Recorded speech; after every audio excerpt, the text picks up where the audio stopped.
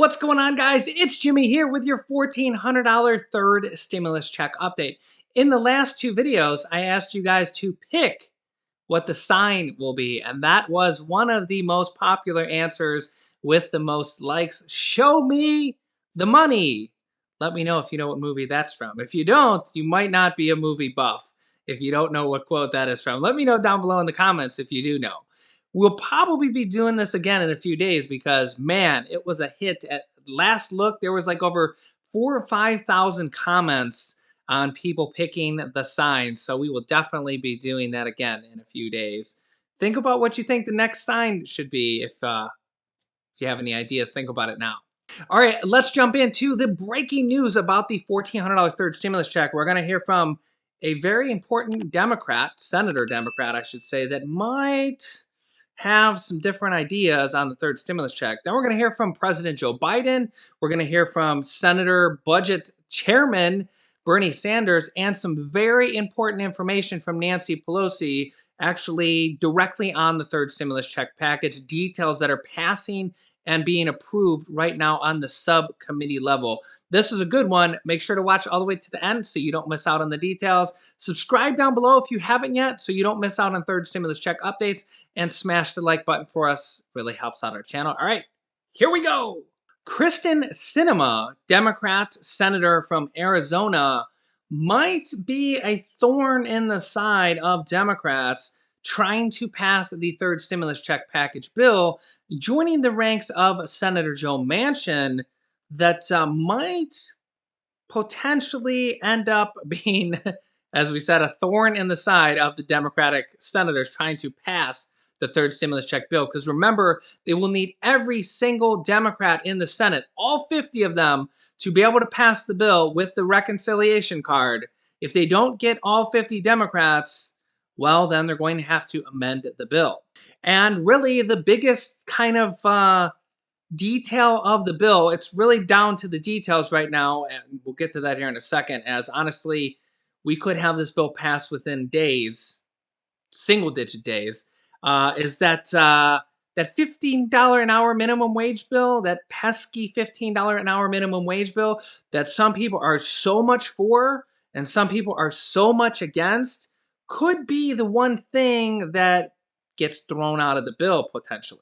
Remember, House Speaker Nancy Pelosi said that the $15 an hour minimum wage bill is in the third stimulus check package, at least at this point. Remember, any of these details can be changed until it's literally passed in the House and the Senate and then is signed by the president. And honestly, things do get changed very often in bills like this because the stimulus check package bill, the third one, well, the second one and the first one too, have dozens and dozens and dozens of kind of like mini bills in them, $1,400 checks, $1,400 checks for children, $1,400 checks for adult dependents. We have $400 unemployment extension.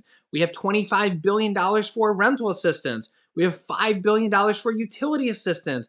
We have money for property tax assistance. And then we have other things like billions of dollars for schools, billions of dollars for vaccine, $15 an hour minimum wage, billions of dollars for the VA that we just went over here in the last few days. That was a really good one to see. We have all these different kind of like mini bills that are being combined into the large bill of the third stimulus check package, of which there's probably going to be multiple different things in there that help the average everyday American. But $15 an hour minimum wage is one that's kind of very divided. Most people either love it or hate it. Well, Democratic Senator Kyrsten Sinema hates it.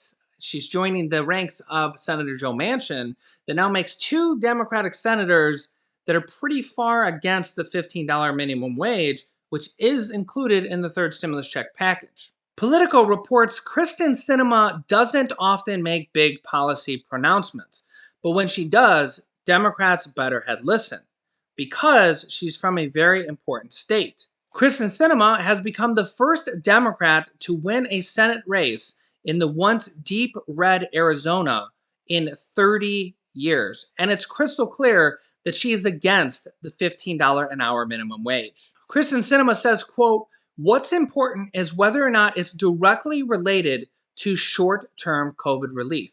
And if it's not, then I am not going to support it in this legislation.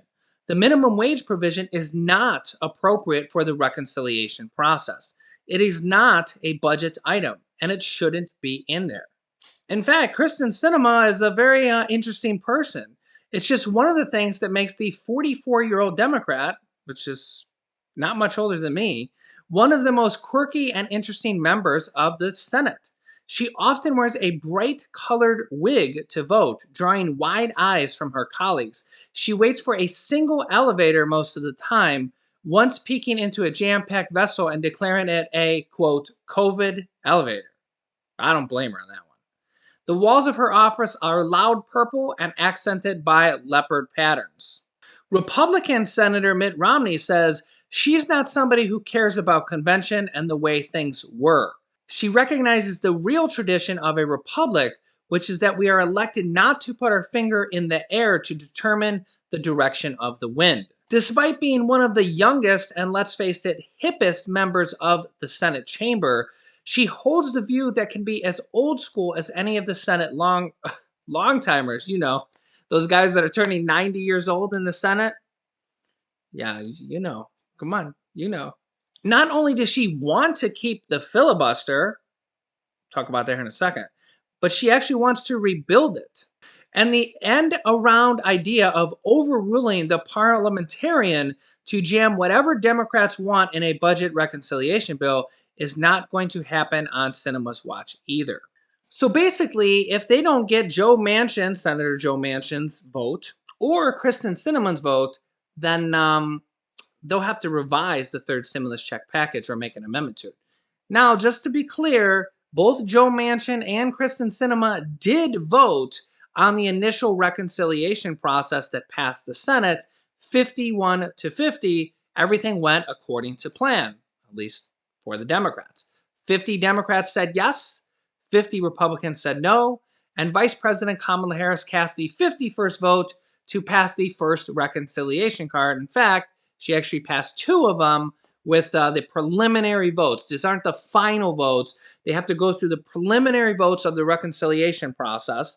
Now they're passing the bill on the subcommittee level. More details on that here in a second. Then it goes to the final vote and to the president. So we're almost there. But, well, if Kristen Sinema and Joe Manchin say no, I'm going to vote no on the whole bill because of the $15 an hour minimum wage, well, then the Democrats will have some deciding to do. Do they remove the $15 an hour minimum wage completely? Do they try to revise it and make a minimum wage increase, but not as much? Here is the current proposal from the Democrats for the $15 an hour minimum wage. In case you're not familiar, it doesn't go to $15 an hour instantly. It does raise wages by $2.25 instantly to $9.50 on the federal level. Some states are already higher than this. Some states, such as Florida, have already passed $15 an hour minimum wage. But what it does do is increases the first year by $2.25, and then $1.50, and then $1 per year, up to $15 an hour by the year 2025. Tipped wages and youth wages will also hit $15 an hour by around 2026 or 2027, meaning that restaurant workers would be at $15 an hour plus potentially tips if tips stay the same and aren't dramatically changed by then. However, Senator Joe Manchin said that he would be willing to do a minimum wage increase in his state, West Virginia, however, only to $11 an hour, which is basically here. So the question is, what will happen with the $15 an hour minimum wage? And could this hold up the entire bill? Don't worry, I will keep you updated. And let me know your thoughts down below in the comments. Do you think that one or two Democratic senators will vote yes for the greater good to get the whole package through? Or will they stand up and say, nope, I am the one person to object because I am against $15 an hour minimum wage, and make them amend the bill? Let me know your thoughts down below in the comments. Remember, they both did vote yes on the initial reconciliation processes, but now they may be having some second thoughts. President Joe Biden says, I see enormous pain in this country. A lot of folks are out of work. A lot of folks are going hungry, staring at the ceiling at night and wondering, what am I going to do tomorrow? And this is true because I read your comments and I feel your guys' pain. He says, that's why I'm urging Congress to pass the American Rescue Plan and deliver much needed relief, aka pass the darn bill. He also has this graph here that says 1 in 3 households are struggling to pay for usual household expenses. Source, United States Census Bureau. Which kind of basically says that that one-page report that we seen yesterday that said that stimulus won't really help out the average American, that report's whack. It's basically what President Joe Biden says. He says, bruh, my report says 1 in 3 people says we're hurting now and we're struggling just to pay household expenses. 1 in 3. Okay? We don't know what you're talking about. This one-page report that came out of nowhere that says that people don't need stimulus, I don't get it either. Nancy Pelosi, House Speaker Nancy Pelosi, gives us some more details on what's happening right now with the third stimulus check bill on a press release that was released last night. She says, "Dear colleagues, on House Democrats' work to advance the American Rescue Plan, aka the third stimulus check package." She says, "Today is an important day for the Congress and the country, as the House has made great progress to advance President Biden's American Rescue Plan. The goals of this coronavirus relief package are to crush the virus." Isn't that just only anybody's goal? Our only goal nowadays is really just to crush the virus. That's all we really need to do, right? You hear me. To, crush the virus and return children safely to the classroom, get vaccines to people, and put dollars into families' pockets and put people back to work. To that end, I salute the chairs and the members of the subcommittee of the jurisdiction for their excellent and timely markups this week. Their work included on the third stimulus check bill. If you've been watching the show, you know that the subcommittees are writing the different portions of the third stimulus check bill right now and approving them on the subcommittee level, which is basically they're writing it, they're approving it, they're passing it on the subcommittee level and saying it's okay to go. Okay to go. Okay to go. Let me know if you know what movie that's from. If you know that one, you're a true movie buff. That's an oldie, but a real goodie. I'll even give you a hint. It has to do with space. By the way, me and my wife love space movies. Okay, the subcommittee work that they have done this week, the Education and Labor Committee has been putting children safely back in schools with a strong $170 billion investment, billion with a B, and putting money in workers' pockets by raising the federal minimum wage. Yes, that is in the third stimulus check package, and that could be the one that may be removed at this point. The Agriculture Committee has been putting food on the table by expanding the SNAP program and respecting Black family farmers, which are going to get additional stimulus. The Transportation and Infrastructure Committee putting people back to work by prioritizing funding for transit, airlines, and airports, and the Disaster Relief Fund. The Disaster Relief Fund is an important fund because remember, that is what former President Donald Trump used for that special executive order, which he basically took it, passed the executive order for $300 per week unemployment, and gave 6 weeks of unemployment boost when Congress couldn't pass anything because, well, certain people were delaying it because of the election. Now, I've always said in the past, if a president can pass an executive order for unemployment checks or unemployment stimulus checks, okay, I don't know what you consider a stimulus check, but if the government gives you a weekly check, more than what you're supposed to get and just gives it to you because they passed the bill, sure sounds like stimulus to me. So the former President Donald Trump passed that executive order for $300 per week because of the money that was in the DRF, the Disaster Relief Fund. So now they're going to replenish that. So guess what that could mean in the future? Executive orders on student loan forgiveness, Social Security increases, unemployment extensions, stimulus checks. I mean, they can pass it on unemployment checks, but they can't pass it on stimulus checks? You tell me what the difference is, right? So could they pass it on student loan forgiveness? Well, Chuck Schumer says yes. Chuck Schumer says they can pass up to $50,000 in student loan forgiveness with a simple stroke of the pen, a presidential executive order. And while Chuck Schumer is a Senate majority leader, so you would think he would know what he's talking about. Can they do it for the Social Security increase of $200 per month? If there's money in the disaster relief fund? Maybe.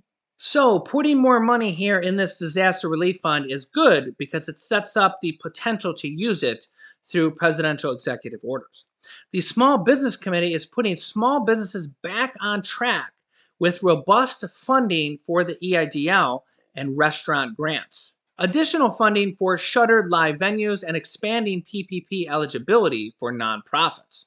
The Financial Services Committee putting a priority on protecting renters and homeowners, aka you guys, preventing homelessness and providing $10 billion for the Defense Production Act to procure essential medical supplies and equipment, vaccines.